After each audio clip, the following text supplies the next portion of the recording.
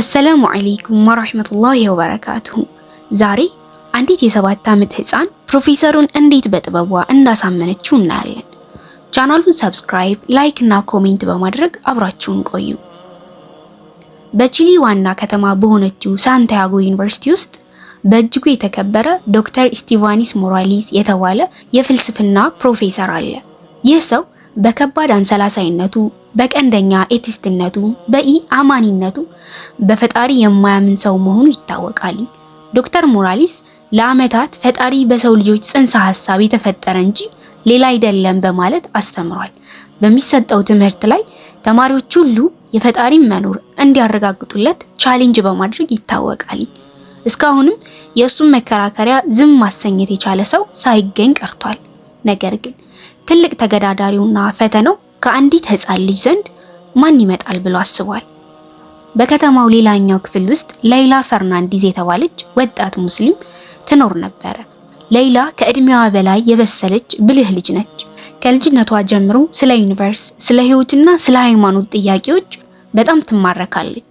ኢስላም የእውቀትና የአስተውሎት ሃይማኖት ነው እያለ በሚያስተምር ማህበረሰብ ውስጥ ነው ያደገችው። አንድ ቀን አባቷ በዶክተር ስቲቫን በተዘጋጀና ለህዝብ ክፍት በተደረገ የዩኒቨርሲቲ ሴሚናር ላይ ጋበዛት።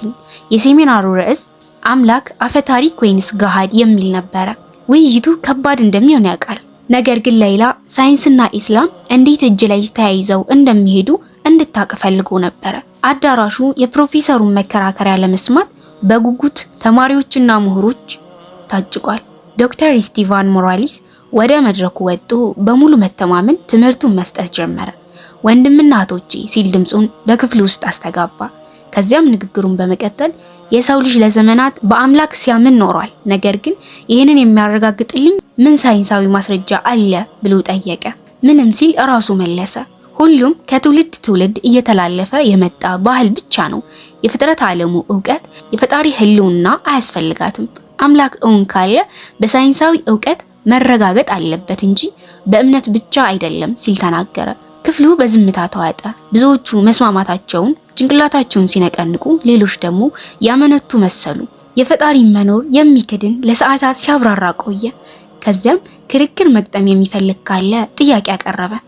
የፈጣሪ መኖር በሎጂካል የሚያረጋግጥልኝ ካለ መሳሳቴን አምኜ እቀበላለሁ አለ። እጁን ለማንሳት የደፈረ ሰው ግን አልነበረም። አንዲት ልጅ ስትቀር፣ እሷም ሌይላ ነበረች። የሁሉም ሰው አይን ወደ እሷ ሆነ። ዶክተር ሞራሊስ ፈገግ አለ። ስምሽ ማን ነው ትንሿ አላት። ሌይላም ያለምንም ፍራቻ ቀጥ ብላ መልስ ሰጠችው። ስሜ ሌይላ ፈርናንዲዝ ይባላል። ፕሮፌሰሩ ፈገግ አለ። እሺ ሌይላ፣ የፈጣሪ መኖር ማረጋገጥ ትፈልጋለሽ ሲል ጠየቃት። ሌይላም በራስ መተማመን ስሜት ራሷን ነቀነቀች። አዎ ፕሮፌሰር፣ በአንድ ብርጭቆ ወተት ተጠቅሜ የፈጣሪ መኖር ማረጋገጥ እችላለሁ አለችው። ክፍሉ በግሩምርምታ ድምፅ ተሞላ። አንዳንድ ሰዎች የህፃን ጨዋታ መስላቸው ፈገግ አሉ። የሌይላ የፊት ገጽታ ግን እንደተረጋጋ ነበር። አባቷ ከመቀመጫው ላይ ሆኖ በኩራት ፈገግ አለ። ፕሮፌሰሩ ወተት አለ። እንዴት ነው ወተት የፈጣሪ መኖር የሚያረጋግጠው? ሌይላ ፈገግ ብላ አብራራለሃለሁ። ፕሮፌሰር ግን መጀመሪያ አንድ ብርጭቆ ወተት ማግኘት እችላለሁ አለችው። እሱም በፍጥነት እንዲመጣላት አደረገ። ሌይላ ከፍ አድርጋ በብርጭቆ ያለውን ወተት ሁሉም እንዲያዩት አደረገች። ፕሮፌሰር አለች ሌይላ፣ ይህ ወተት በጣም ውስብስብ ውህድ እንዳለው ትስማማለህ? በውስጡ ፕሮቲን፣ ካልሲየም፣ ቫይታሚን እና ሌሎች የተለያዩ ጥቅም ሰጪ የሚያደርጉትን ነገሮች ይዟል። ዶክተር ሞራሊስ በመስማማት ራሱን ነቀነቀ። እንዴታ፣ እሱማ ሀቅ ነው፣ ሳይንሳዊ እውነታም ጭምር አለው አላት። ይህ ወተት ከላም መምጣቱን ትስማማለህ ፕሮፌሰር? ፕሮፌሰሩ በድጋሚ እውን ነው፣ እሱ ከላም የመጣ ነው አላት። ሌይላም ፈገግ አለች። ጥሩ፣ አሁን ጉዳዩን ወደፊቱ እንውሰደው። ሳር አረንጓዴ፣ ውሃ ደግሞ ንጹህ እንደሆነ አስበው ታውቃለህ? ላሞች ደግሞ የሚመገቡት እነዚህን ነገሮች ብቻ ነው። ነገር ግን የሚያመርቱት ወተት ነጭና በአልሚ ነገሮች የተሞላ ነው አለችው። ክፍሉ በድጋሚ በዝምታ ተሞላ። ፕሮፌሰሩ ውስብስብ ስነ ህይወት ዑደት ነው። ሌይላ ራሷን ነቀነቀች። አዎ ፕሮፌሰር፣ ይህንን ውስብስብ ስነ ህይወት ዑደት ማን የነደፈው አለች። እንዴት ማገናዘብ የማትችል አንዲት ላም ለሰው ልጅና ለእንስሳቶች ፍጆታ ተስማሚ የሆነን ወተት ልታመርት ትችላለች? ይህ ሁሉ ነገር በአጋጣሚ ስለሆነ የሆነ እንዴት እንደዚህ ትክክለኛና ጠቃሚ የሆነን ነገር ወደ ምድር መጣ አለች። ሌይላ ቀጠለች። ፕሮፌሰር በጠረጴዛው ላይ በብርጭቆ የተቀመጠ ወተት ብታገኝ የሆነ ሰው እንዳስቀምጠው ትገምታለህ። ወተቱ በራሱ ነው የተቀመጠው ብሎ ማመን አይቻልም። ከዛም ፈገግ አለችና ቀጥላ በብርጭቆ ያለው ወተት እንዲያስቀምጠው ሰው ካስፈለገ በበለጠው ስብስብ የሆነ ስነ ህይወታዊ ስነ ስርዓት እንዴትስ እንደዚህ ፍጹም የሆነ ነገር ማንም ሳይፈጥረው ሊኖር ይችላል? ይህ ስነ ህይወት መኖሩ አንድ አምላክ ለመኖሩ ማሳያ ነው። ክፍሉ በዝምታ ተሞላ። የተናገረ አንድም ሰው አልነበረም። ለመጀመሪያ ጊዜ ፕሮፌሰሩ ፈጣን ምላሽ መስጠት አቃተው። ዶክተር ስቲቫን በጥልቀት ከተነፈሰ በኋላ በመጨረሻ ተናገረ። ሌይላ፣ ደስ ይላል፣ መከራከሪያሽ ማራኪ ነው። ነገር ግን አሁንም ቢሆን የፈጣሪን መኖር አያረጋግጥም። አንቺ የውተት ተአምር ብለሽ የምትጠሪው ነገር ተራ የተፈጥሮ ህግ ውጤት ነው።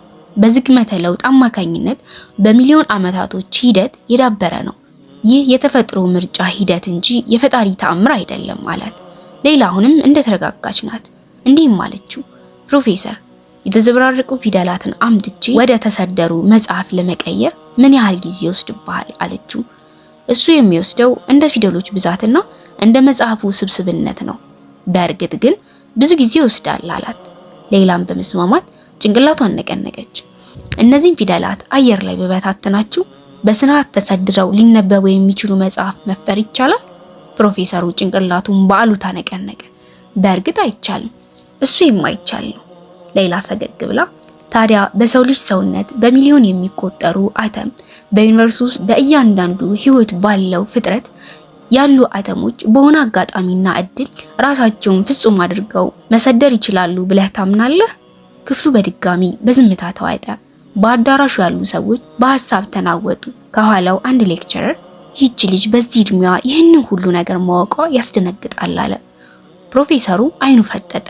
ደንገጥ አለና አመክንሽን እረዳለሁ፣ ግን ላንቺ አንድ ጥያቄ አለኝ። አምላክ አለ ካልሽ በዚች ዓለም ለምን ስቃይና መከራ በዛ? ጦርነት፣ ድህነት፣ በሽታ። አምላክ ሁሉን ወዳጅ አዛኝ ከሆነ ይህ አይነት ነገር እንዲፈጠር ለምን ይፈቅዳል? ታዳሚው በጥያቄው በመስማማት ጭንቅላቱን ነቀነቀ። ነገር ግን ሌይላ አላመነታችም። ተመለከተችውና ፕሮፌሰሩን እንዲህ ስትል ጠየቀችው። ፕሮፌሰር የቀዶ ጥገና ክፍል ውስጥ ገብተህ ታውቃለህ? አሁን እንዴታ፣ ሆስፒታል ውስጥ ቀዶ ጥገና ሲደረግ አይቻውቃለሁ። ሌይላ ቀጠለችና አንድ ታካሚ ቀዶ ጥገና ሲሰራ ታካሚው ስቃይ ይሰማል? ያለ ማደንዘዣ ከሆነ አዎ ስቃይ ይሰማል። ሌይላ በአውንታ ራሷን ነቀነቀች። ግን ታዲያ ያም ሆኖ ዶክተሮቹ ለምን ቀዶ ጥገናውን ያደርጋሉ? ፕሮፌሰሩ መለሰላት። ስቃይ ቢፈጥርም ምክንያቱም ታካሚውን ለማዳን አስፈላጊ ስለሆነ። ሌይላ ፈገግ አለችና በትክክል ከህይወት ጋርም ተመሳሳይ ነው። አንዳንድ ጊዜ ስቃይን የሚፈቅደው ስለማይጨነቅ አይደለም፣ ከኋላው ትልቅና የበለጠ ዓላማ ስላለው እንጂ። ልክ ታካሚውን ለማዳን ቀዶ ጥገና እንደሚያደርገው ዶክተር አምላክም የሰው ልጆችን በፈተና ውስጥ የሚያሳልፋቸው ለምክንያት ነው። ጨምራም እንዲህ አለችው፣ ፕሮፌሰር ወላጆች ልጆቻቸውን በእግራቸው መሄድ ሲያስተምሩ አይተክ ታውቃለህ? ዶክተሩ ትንሽ ፊቱን ኮስተር አደረገና አዎ እንዴታ አይቻቃለሁ። ልጅ ለመጀመሪያ ጊዜ ለመራመድ ሲሞክር አደናቅፉት ይወድቃል። አዎ ይወድቃል፣ ሁሉም የሚያጋጥመው ነገር ነው።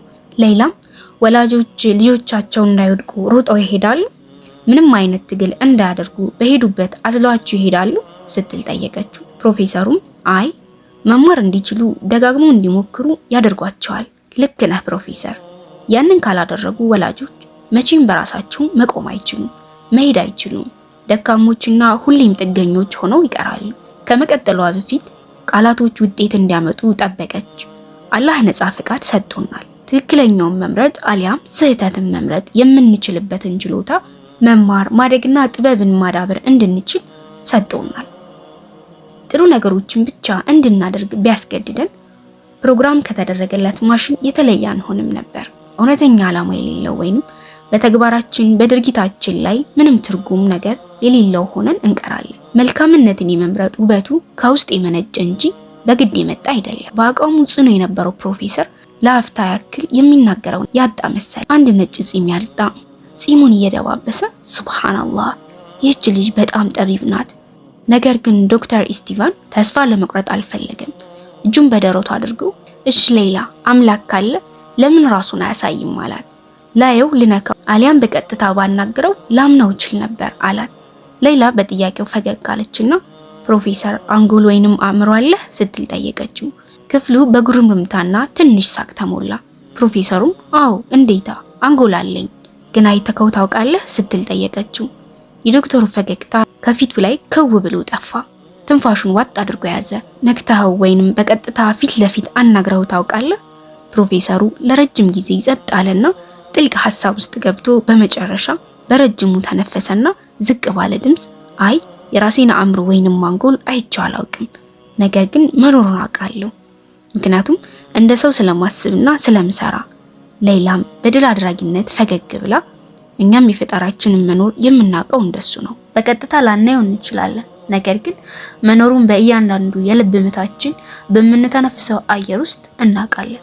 ህሊናው በአእምሯችን እንዳሉት ሐሳቦች በደም ስሮቻችን እንደሚፈሱት ህይወታችን የእውነት ነው።